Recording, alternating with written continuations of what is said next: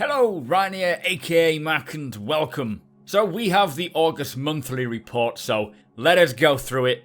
Grab yourself a drink, sit back, and just enjoy. Kicking off with LA and the character art team, they have improved the hair and head tech, they've increased the visual quality of this, they've also started testing this vertex cloth simulation, which they say allowed for more realistic cloth movement, something Chris told us about a little while ago. They've reworked the Odyssey flight suits, the Virgil True Def Pro armor, and the Hurston collection, and they've carried on with Squadron 42 costumes. For VoIP and FOIP, they've made good progress on this feature. Voice can now be sent and received from any WebRTC device like a PC web browser, a phone, or a tablet. One of the major risks of this was getting the audio and video to sync up. It is now working, so that's a load off their mind. They're also working on server work, so players know who is talking and map them to the players in the game. Hopefully it's not too much UI telling you who's talking and it's somehow diegetic. Anyway, the narrative team wrote some mission texts, some dialogues. They've also named a few weapons and advised on the science for Lorville, but also participated in reviews for the PU, Squadron 42 and the Galactopedia. The vehicle feature team has spent a lot of time on object container streaming. When complete, this will allow ships and other items to stream out at greater distances, which provides improved performance and reduction in network bandwidth. They've also made improvements on the turrets and the ping and scanning for 3.3. It is close to completion with the turrets. They've got the gyro stabilization and improvements to the mouse and joystick controls. And for ping and scanning, they're working on expanding the information and the range so that we get more info at a greater distance. Now, there's lots of progress in the vehicle pipeline on the Tumbrel Cyclone, the Mustang variants. These are all arc complete and joining the Constellation Phoenix in the final phase with system design. Also, the post 3.3 vehicles like the Anvil Hawk are in Greybox. For gameplay features, obviously object container streaming is of high importance, but they've also been implementing the Mobiglass and Visor chat features and the UI to update the group systems. This also enables them to integrate the VoIP and FOIP feature. They've been improving quantum travel and implementing the REC rentals in Arena Commander and Star Marine. So moving over to Austin, the ship art team got deeper into the 300i Greybox. They're also wrapping up the lighting, modelling and material tweaks for the interior of the Constellation Phoenix. For animation, they're pushing through mission givers like Darneely, and they've almost finished a further 3. These characters will be located in Grim Hex, Levski and Lorville. They've also worked on a bartender, plus we will see some NPCs sitting at the bar ordering drinks, which I suppose brings the world to life a little more. I might join them for a drink, actually. So the design team have implemented improvements to quantum travel, displaying status of party members and laying the groundwork for quantum travel route planning. This whole party member UI needs to be more robust. Currently, I have no idea where any of my teammates are. As I said, they've made progress on the economy features, like resource pricing. An example of this is that the recipes for all the items were completed, so as prices of resources fluctuate, we will see a noticeable difference in the prices for items, which is good to see a more robust economy.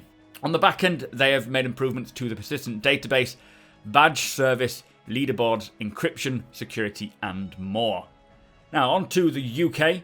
The graphics team are working on improvements on tech to space landscapes.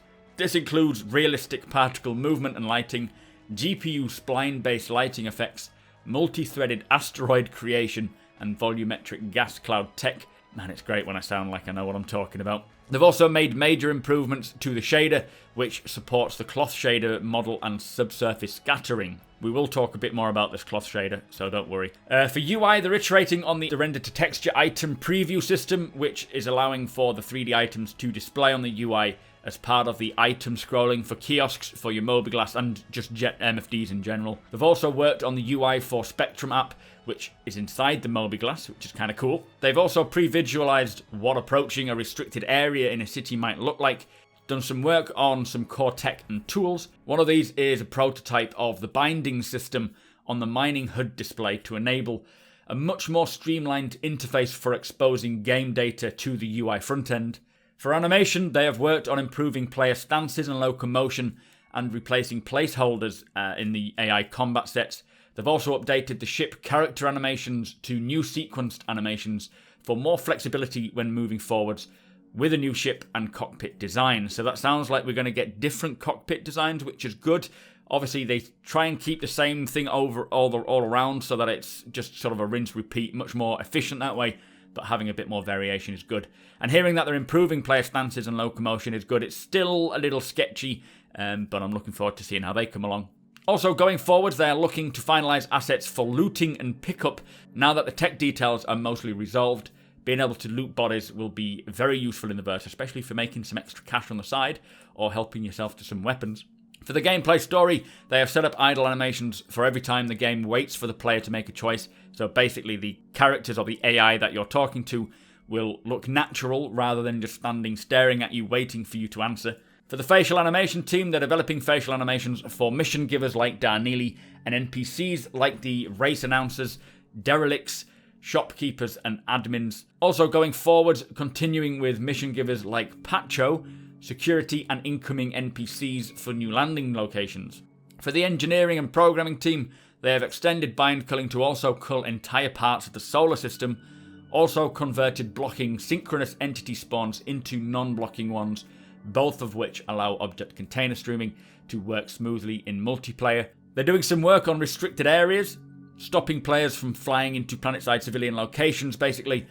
Complemented this with an update to the landing UI. They've improved the vehicle power distribution and heat setup from their overclocking overpowering work, and cooler overclocking now works, and per item power throttling is being developed. For ships, the Hammerhead is in its final optimizations and polish. They're all being implemented. The Banu Defender continues with the majority of its interior now at final grey box stage, and the 890 jump is taking shape with the lower decks receiving a grey box pass. So for audio, they're integrating the new backend for VoIP and FOIP, data transmission and optimizing.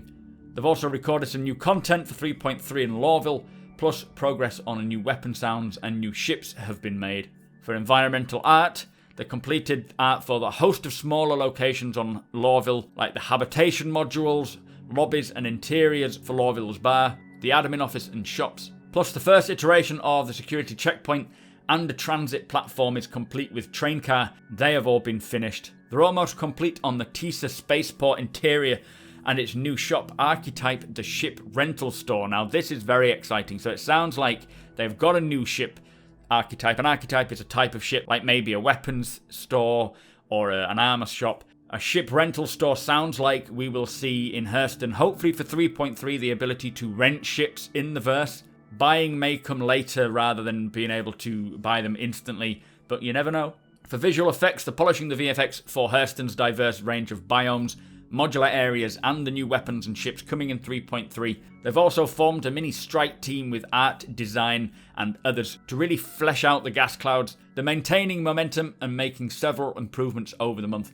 They've also cleaned up some older ballistic weapon effects, making use of the new GPU particle improvements. So to finish up with, for Frankfurt, the level design work continues on Lawville. They're looking at the arrival area, adding a few shops and features to make it feel a little more like an active spaceport. The goal, they say, is to have an area which quickly brings players into the city, but offers a few select amenities should you need them. A few minor changes to Levski to reflect the content added to Lawville, just bringing it closer to its intended purpose and full potential. Both the transit system and procedural tech is progressing. They are now close to adding a more stable version of elevators along with trams and trains. Oh man, it's going to be so fun travelling around Lawville in a tram. So for system design, they're focused mainly on AI improvements, populating Lawville with an assortment of civilians, engineers, guards, workers. They'll all exhibit similar behaviours to NPCs that already exist, but with more depth and flavour to better match the lore of the area. There's a lot of design into getting the AI to interact with one another and respond appropriately to events and stimuli. For NPC guards, they have worked on a patrol system from the ground up, so mapping interest points and connecting them with probability paths to define a patrol route that can change dynamically based on the rules the designers control or the game-driven events. So basically, not just an obvious robotic patrol path, sort of never deviating from patrol. They can vary the path based on a number of things. It will be very fun trying to distract maybe some NPC guards and sneak past them. That should be quite interesting. For mining, they have worked on some improvements to how the instability, resistance and optimal window size are calculated. For environmental art, lots of ongoing polish and bug fixing for Hurston and its moons. They've started pre-production on ArcCore's 2 moons and started looking at microtech, which is going to be a significant challenge, they say, looking at frozen oceans, snowy mountains, frozen vegetation, and other elements. Microtech is probably my most anticipated planet. The city of Lorville is entering its final stages, completing the outer boundaries and the entry point from the planet's surface. For the engine team, they've made improvements to address insufficient code, reducing the load times by up to 20 seconds in some circumstances. They've also started on large-scale planetary soft terrain shadows. These will replace the current and improve image quality and the visibility range of terrain shadows. And I think that's quite important because I've noticed the shadows are not consistent on planets or moons, so having a planetary scale one is a good idea. So for TechArt, they have worked on tools for authoring true next-gen cloth simulation setups for dynamic attachments such as skirts, trench coats, jackets and other loose-hanging clothing and equipment. Also tools to create animations like jiggling, sliding and collisions. The goal, they say, is to make all in-game clothing look and move natural, look less rigid, and they've also made further improvements to the FPS weapon rework. So this cloth tech is stuff that Chris Roberts said that we will get to see at CitizenCon. I know it's a minor thing, but to be honest, I think it will look pretty nice when you're walking around and the clothes are moving naturally to the wind and to movement and stuff. That's going to be pretty cool. So for AI, they've spent a lot of time working on subsumption and NPC visual perception, doing a performance pass that heavily impacts the NPC's behavior. The weapons team started production on a handful of new Hurston Dynamics ship weapons and a new knife design for the bad guys called the Sawtooth by Castak Arms. The visual effects team continued to work on environmental effects for the new moons, as well as working on how the effects function with the new biomes when being introduced. And finally, for lighting, the focus is on the Lorville habitations, security checkpoints, tweaking Hurston's moons, and they have started on an upcoming underground bunker location. What the hell is this underground bunker location? That sounds amazing. I'm looking forward to that. I wonder if it could be the asteroid hangar.